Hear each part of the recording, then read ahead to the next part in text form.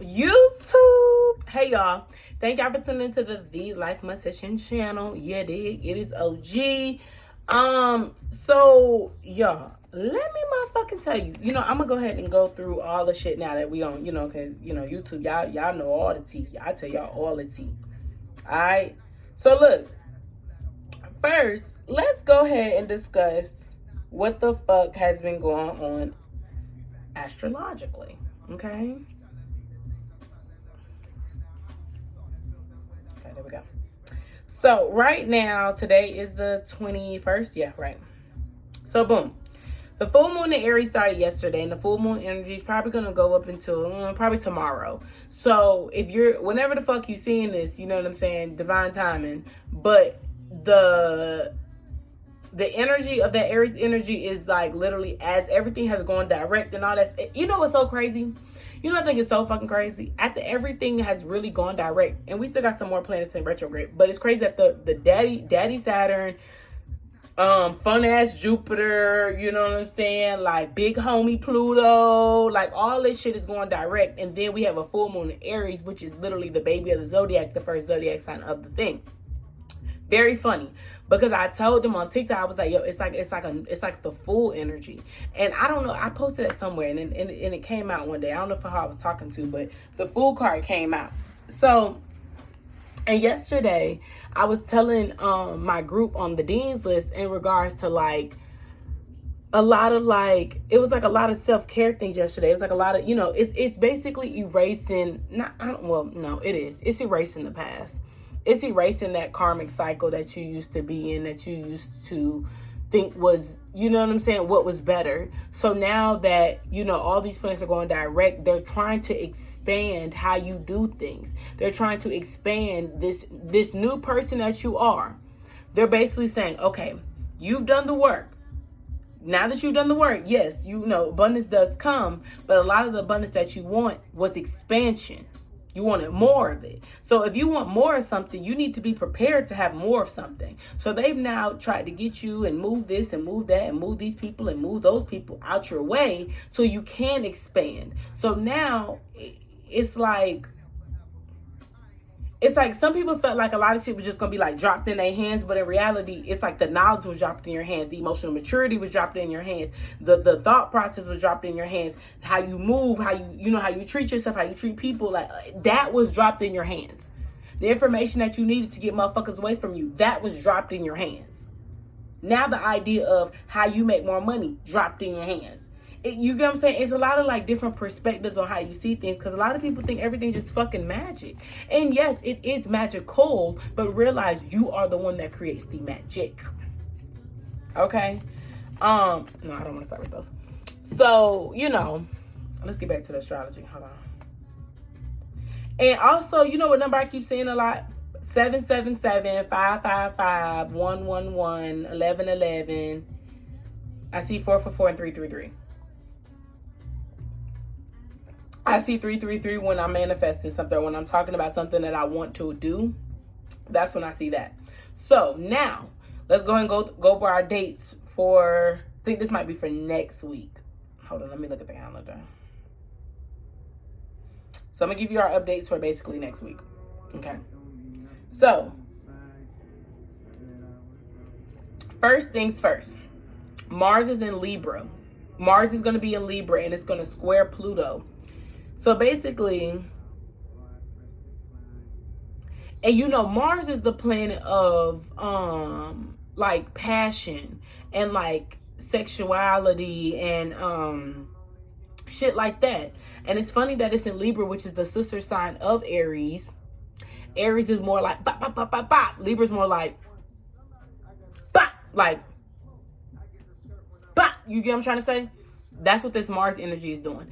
And then with it squaring Pluto, I told y'all, even though Pluto is a small star, at one point wasn't no planet, woo.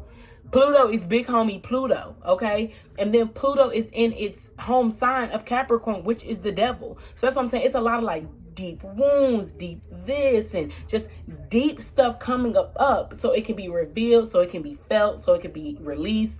Whatever it is, it's a lot of deep shit. So it's therefore, it's like trying to like clean slate, like wash it clean, like, you know what I mean? You can't get a stain out until you really like get it in. You gotta like some. You ever had somebody like spray something? They be like, let that soak in. That's what they doing right now. So then, hold on. I gotta make sure I'm on the right year, because you know, last time I was on the wrong year. No, I'm on the right year. So that happens tomorrow. As we go into Scorpio season, and Scorpio season is going to be fucking intense. After all this shit has gone direct, and I told y'all, where the fuck were you last Scorpio season? What was happening last Scorpio season? Because this Scorpio season, I'm telling y'all, gear the fuck up. Gear the fuck up. It's too much shit going on, and then for Scorpio to be like the planet of death and rebirth, it's so much shit going on in regards to that.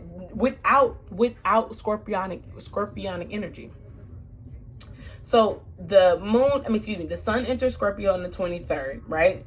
And then it says, for the next weeks, the overall energy will be mysterious, powerful, and emotional. It's a good time for inner healing and getting closure on past hurts. What did I just say? Cleaning slate. Cleaning it. Letting it soak in so it can be... Okay? And then with the sun, you know, sun is illumination in Scorpio. So basically it's like illuminating all the shit that needs to be dead or transformed or some shit like that. And before I got on here, I pulled the death card, which is rebirth. On the 26th of October, Venus in Sagittarius squares Neptune in Pisces. Now, with that being said, Venus being in Sagittarius, it's been in Sagittarius, I think. I don't know how long it's been Sagittarius. Don't give me to line like I fucking know. But with it being in Sagittarius, Sagittarius are very like, you know, strategic. They're very open. They're very free. That's the type of love that a lot of us have been wanting, is freedom. A free love, a more powerful love, a more open love. And then with Sagittarius being a fire sign, it's like freedom ignite. What's not clicking, Steven? That's what that is. Because then it's squaring Neptune in Pisces. And you know, Neptune is the planet of... hold on. Because I was doing my research. But let me just get this together. Neptune is simple. It could all be so simple. Neptune is the planet of inspiration. Dream...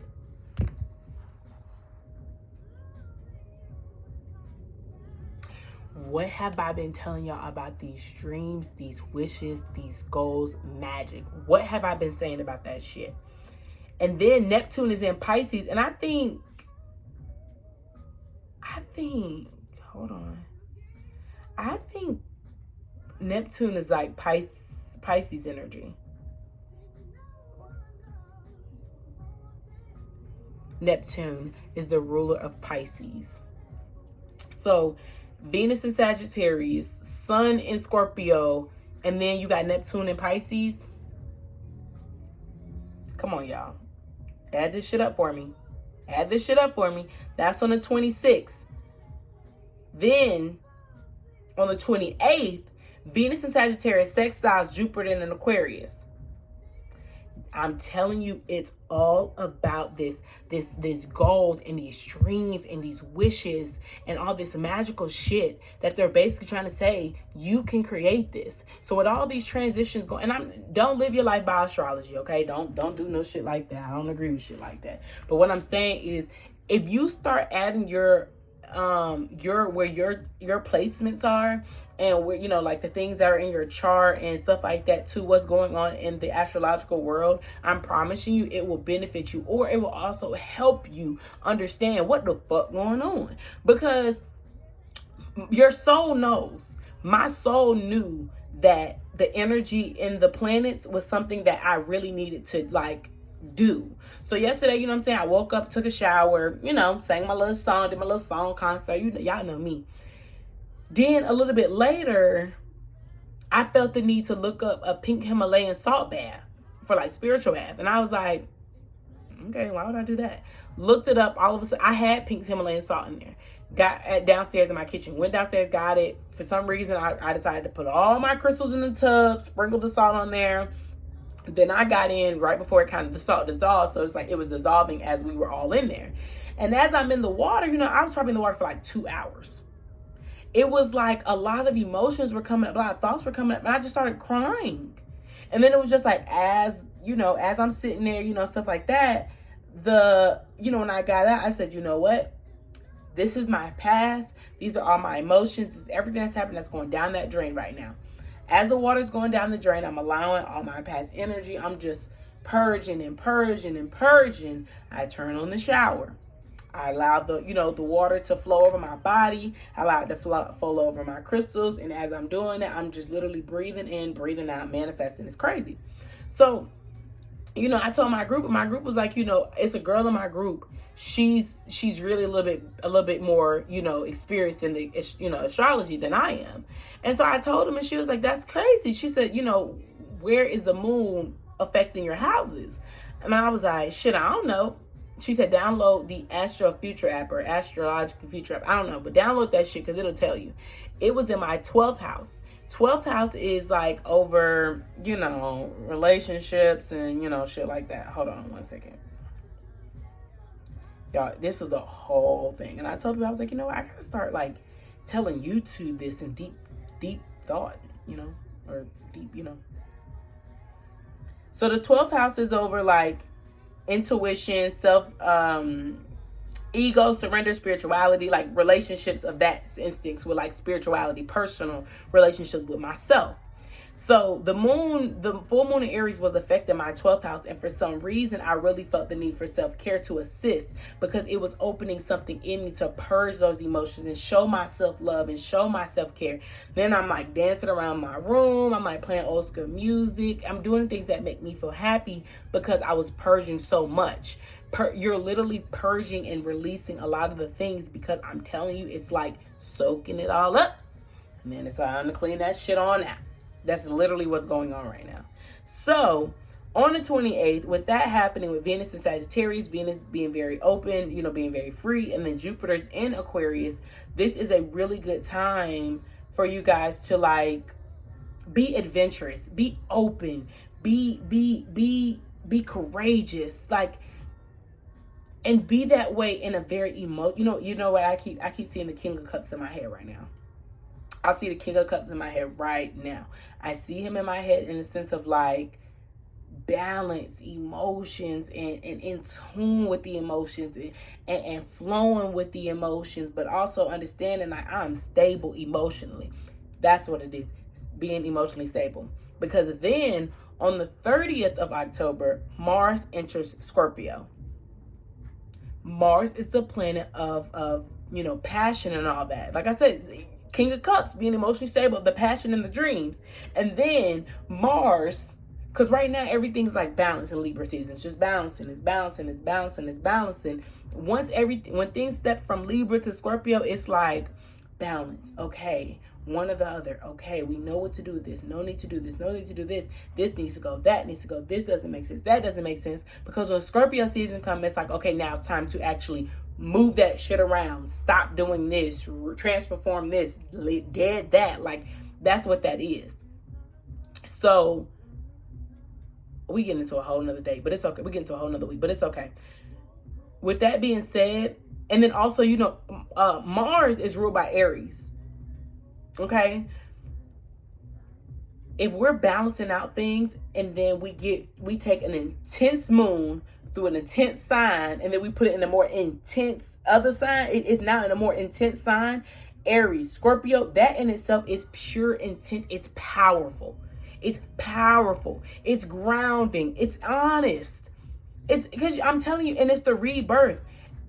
It's the oh God, they just keep saying it's the rebirth. It's the rebirth. It's the rebirth. It's the rebirth.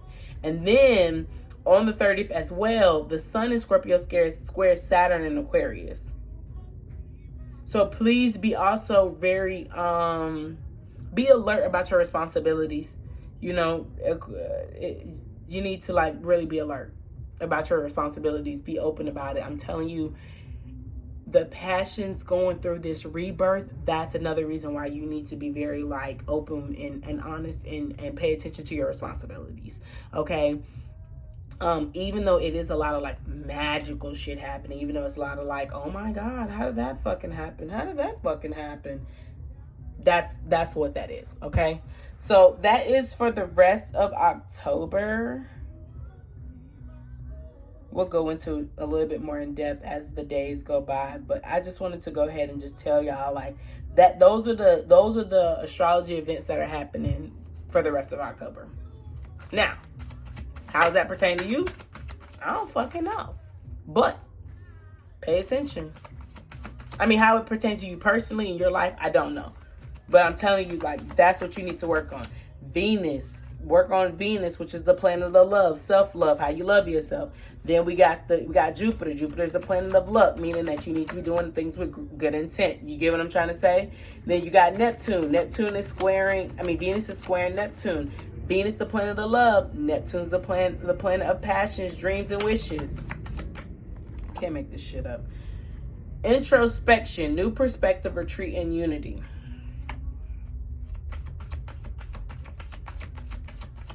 Anything? What did I just say about that scorpionic energy? Then the fucking thing. New perspective, and then identity, self-discovery, vulnerability. And this is the Scorpio. This is the rebirth. One more thing. Can I get one more, please, Spirit? And I'm going to read them. Lessons, growth, and trust. South. And then the mystery void, the good fortune, the grace, literally. Hold on, yeah. Let's see.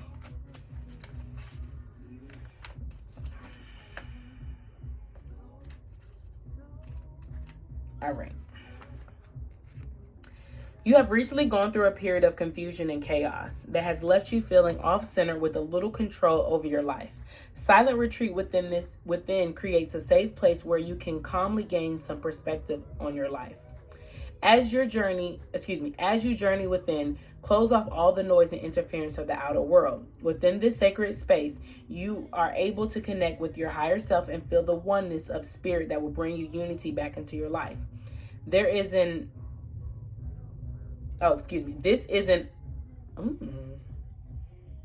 is a good time to work on developing your dreams and visions. From a place of balance and solitude, your true nature and potential will reveal itself.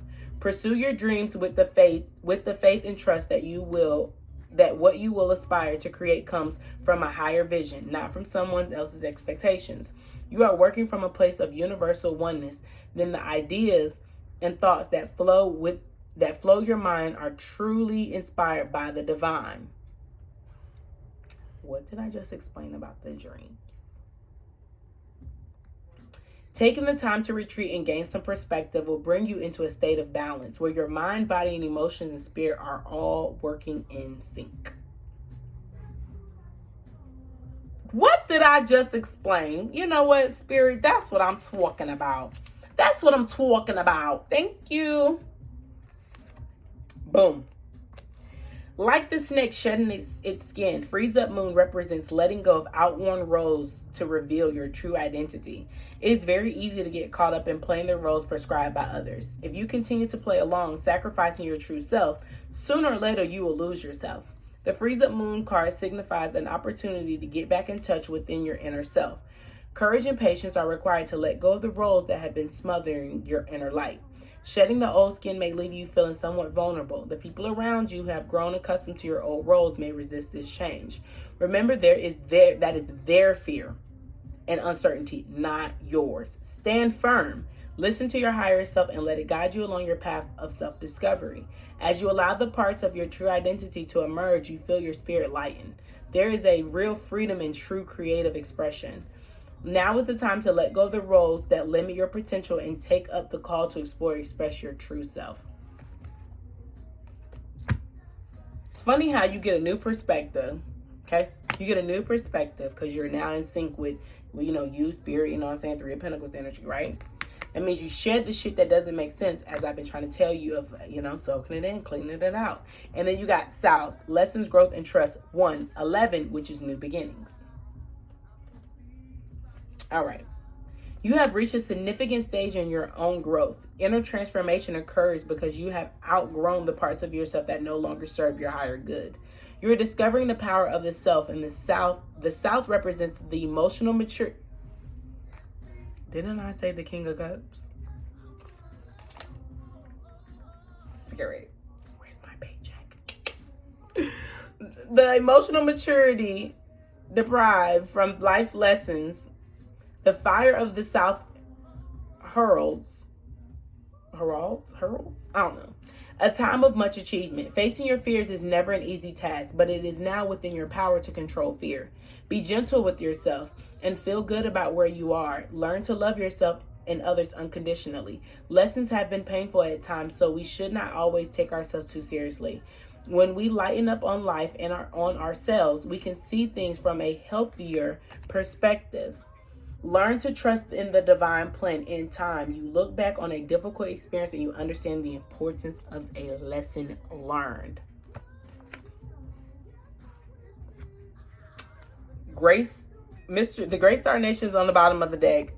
After that is the damn East card, which is what? 10, completion, new beginnings, thought process, and inspiration. Underneath that,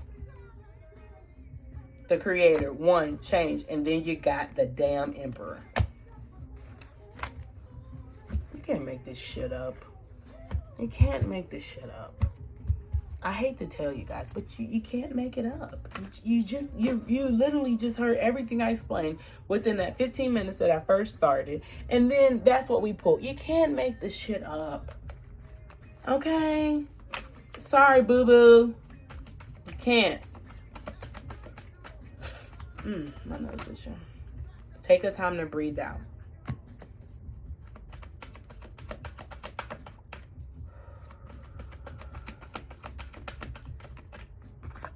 Communication is key. New moon in Gemini. And the fucking a win-win outcome is forecast. And that's full moon in Libra. And what was I telling y'all about balance? What was I saying about balance? Okay, hold on. They want me to read this new moon in Gemini. Hold on. They want me to read this new moon in Gemini.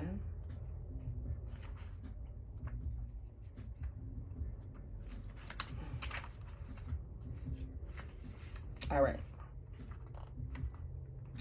A successful relationship usually comes down to one thing: communication. And the new moon in Gemini card is all about the start of a new cycle for communicating with the person at the center of your question.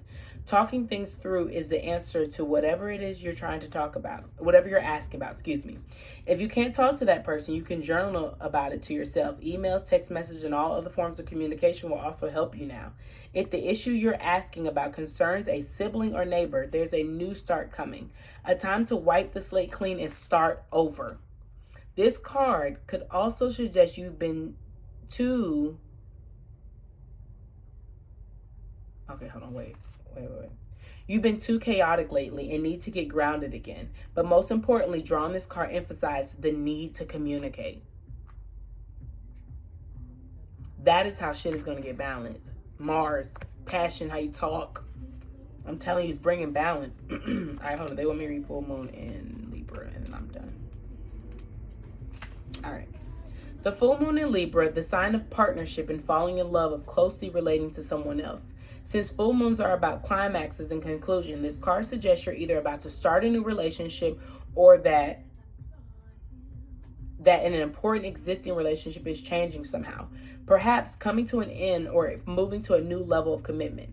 It is important to remember that people come to us for a reason, sometimes for a season. If a relationship is ending now, it's doing so at the right time, so try not to fight it. This card also refers to a professional relationship. There's a sense that you need to balance your ego with someone else's needs. A win-win outcome is possible with give and take. Doing so might be the answer to your question. I've been telling y'all that shit has been balanced. All this shit I explained in the cards have already explained it. I love that. I love that energy. Told you, time to make a firm decision. And honestly, this in itself right here, this is you coming into this situation with yourself. So you're now knowing how to communicate with yourself. You're now knowing the relationship with yourself. That's the equal give and take. So now your inner self has been worked on. So now it reflects on your outer reality. There's a lot of inner shit you ask for that your outer world can't reflect because you haven't worked on it. You aren't doing it for yourself. So therefore, if you can't do it for yourself, you can't do it for nobody fucking else. Okay? All right, y'all. I'm done. I love you guys so much. Have a wonderful Thursday. Happy early Friday. Whenever you see this is divine timing. Follow me on Instagram, Keeping Up with OG.